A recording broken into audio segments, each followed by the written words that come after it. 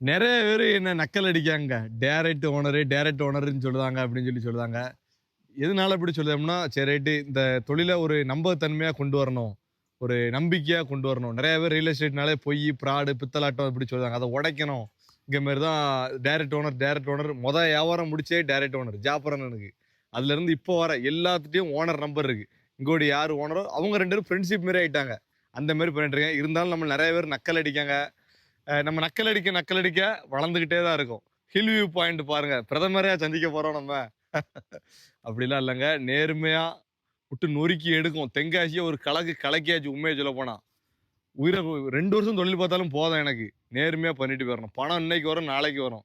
பேரு போயிட்டுனா ஒண்ணுமே பண்ண முடியாது.